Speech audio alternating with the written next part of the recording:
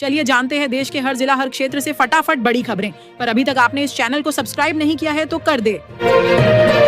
एक नई सरकारी योजना के तहत 75 वर्ष से अधिक आयु के नागरिकों को साल में एक बार देश के भीतर मुफ्त हवाई यात्रा की सुविधा दी जाएगी। इसके लिए एक विशेष पोर्टल लॉन्च किया गया है जहां रजिस्ट्रेशन शुरू हो चुके हैं। सरकार का कहना है कि यह वरिष्ठ नागरिकों के प्रति सम्मान व्यक्त करने का एक तरीका है।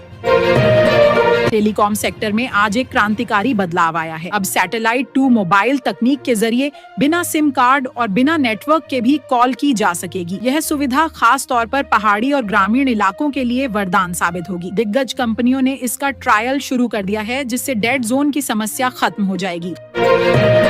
खाद्य मंत्रालय ने आज से पैकेज्ड फूड पर शुगर टैक्स लगाने का फैसला किया है। इसके चलते चिप्स, बिस्किट और चॉकलेट जैसी चीजों की कीमतों में 10 से 15% की बढ़ोतरी हो सकती है। सरकार का कहना है कि यह कदम लोगों को हेल्दी डाइट के प्रति जागरूक करने और मोटापे जैसी बीमारियों को कम करने के लिए उठाया गया है।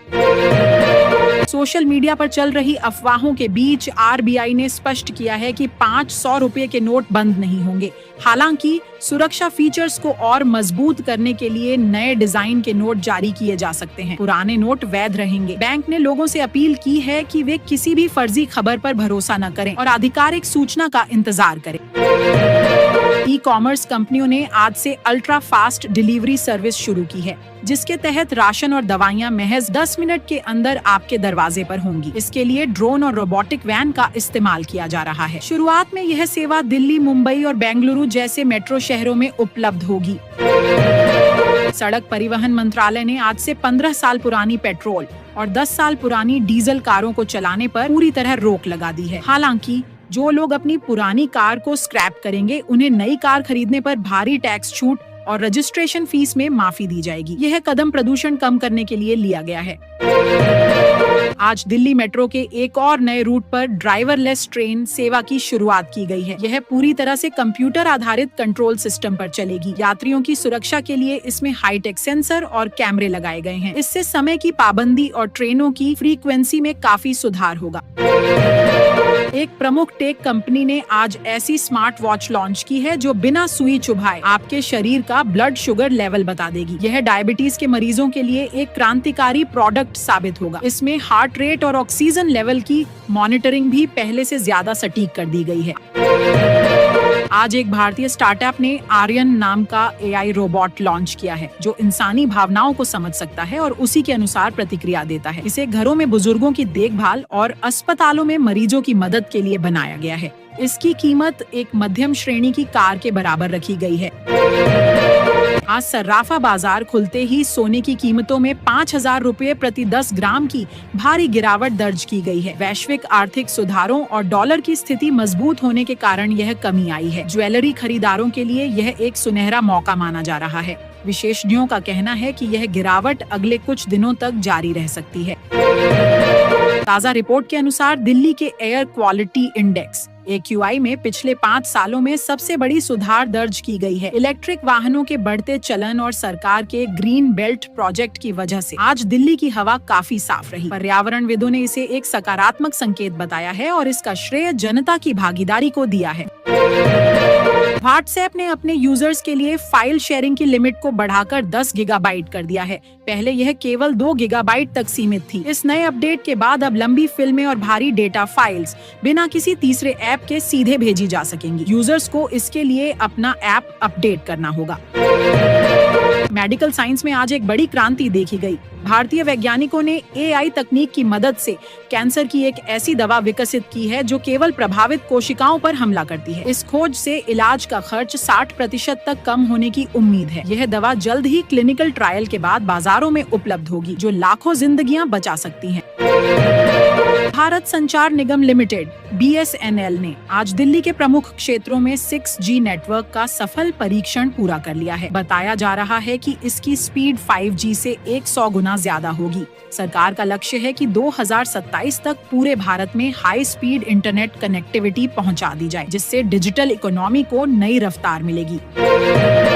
केंद्र सरकार ने आज सुबह ईंधन की कीमतों में 10 रुपए प्रति लीटर की कटौती का ऐलान किया है। यह फैसला कच्चे तेल की अंतर्राष्ट्रीय कीमतों में आई कमी के बाद लिया गया है। आम जनता के लिए यह बड़ी राहत है, क्योंकि इससे माल ढुलाई सस्ती होगी और आने वाले दिनों में महंगाई दर में भी कमी आने के संकेत हैं।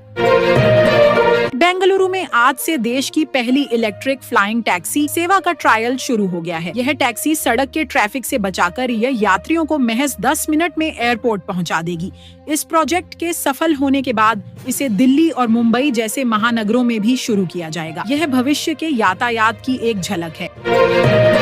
इसरो ने आज सुबह श्रीहरिकोटा से एक साथ 50 उपग्रहों को लॉन्च कर नया विश्व रिकॉर्ड बनाया है। इनमें से 10 उपग्रह पूरी तरह से भारतीय स्टार्टअप्स द्वारा बनाए गए हैं। इस मिशन की सफलता ने साबित कर दिया है कि भारत अब कम लागत में अंतरिक्ष विज्ञान का ग्लोबल हब बन चुका है। शिक्षा मंत्रालय ने आज घोषणा की है कि सरकारी स्कूलों में अब शिक्षकों की मदद के लिए AI रोबोट लगाए जाएंगे। ये रोबोट छात्रों के व्यक्तिगत सवालों के जवाब देंगे और उन्हें कठिन विषय आसानी से समझाएंगे। पहले चरण में इसे 500 स्कूलों में पायलट प्रोजेक्ट के तौर पर शुरू किया जा रहा है।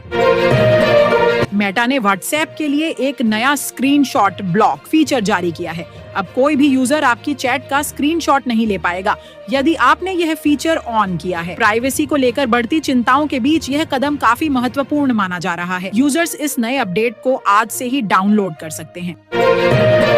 उत्तर प्रदेश सरकार ने अयोध्या में भगवान राम के जीवन पर आधारित दुनिया का सबसे बड़ा डिजिटल म्यूजियम बनाने का निर्णय लिया है। इसमें अत्याधुनिक होलोग्राम तकनीक का उपयोग किया जाएगा। इस प्रोजेक्ट का उद्देश्य युवा पीढ़ी को भारतीय संस्कृति और इतिहास से जोड़ धरना है। इसके 2027 तक पूरा होने की उम्मीद है। भारत सरकार ने IT सेक्टर के कर्मचारियों के लिए राइट टू डिस्कनेक्ट कानून का मसौदा तैयार किया है। इसके तहत ऑफिस के घंटों के बाद बॉस कर्मचारी को कॉल या मैसेज नहीं कर पाएंगे। इसका उद्देश्य कर्मचारियों के मानसिक स्वास्थ्य को बेहतर बनाना और वर्क लाइफ बैलेंस को बढ़ावा देना है।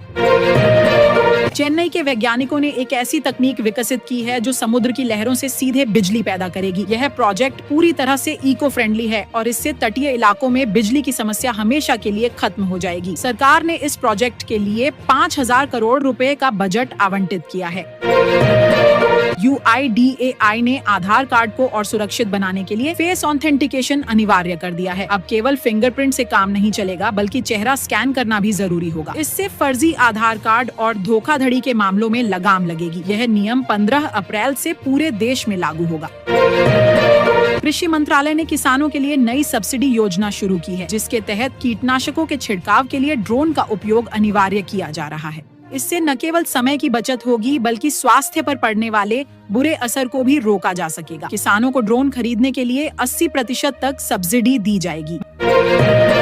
भारतीय क्रिकेटर विराट कोहली ने आज के मैच में शानदार शतक जड़कर अंतर्राष्ट्रीय क्रिकेट में सबसे ज्यादा शतकों का नया कीर्तिमान स्थापित कर दिया है। उन्होंने सचिन तेंदुलकर के रिकॉर्ड को पीछे छोड़ दिया है। इस उपलब्धि पर खेल जगत की तमाम हस्तियों ने उन्हें बधाई दी है। पूरा देश इस जीत का जश्न मना रहा है। पर्यावरण मंत्रालय ने घोषणा की है कि अब से सभी नेशनल हाईवे के निर्माण में 20% प्लास्टिक कचरे का उपयोग किया जाएगा। यह कदम प्रदूषण कम करने और कचरा प्रबंधन को बेहतर बनाने के लिए उठाया गया है। ट्रायल के दौरान ऐसी सड़कें सामान्य सड़कों की तुलना में अधिक टिकाऊ पाई गई हैं। भारतीय रेलवे ने आज देश की पहली पूरी तरह से सौर ऊर्जा से संचालित पैसेंजर ट्रेन को हरी झंडी दिखाई। इस ट्रेन की छत पर सोलर पैनल लगे हैं, जो इंजन और कोच की लाइट पंखों को बिजली देंगे। इससे रेलवे का डीजल खर्च बचेगा और कार्बन उत्सर्जन में भी भारी कमी आएगी।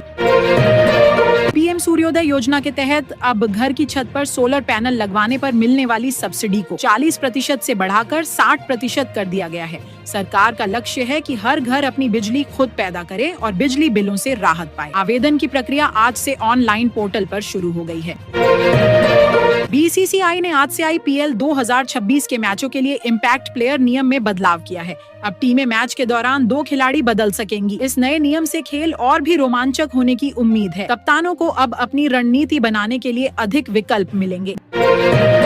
भारत की एक बड़ी पावर कंपनी ने आज पावर लाइन कम्युनिकेशन तकनीक का सफल परीक्षण किया है। अब आपको इंटरनेट के लिए अलग से फाइबर केबल की जरूरत नहीं होगी, बल्कि बिजली के खंभों और तारों के जरिए ही हाई स्पीड डेटा आपके घर पहुंचेगा। इस तकनीक से सुदूर ग्रामीण इलाकों में भी बिना किसी नए इंफ्रास्ट्रक्चर के ब्रॉडबैंड इंटरनेट पहुंचाना संभव हो पाएगा।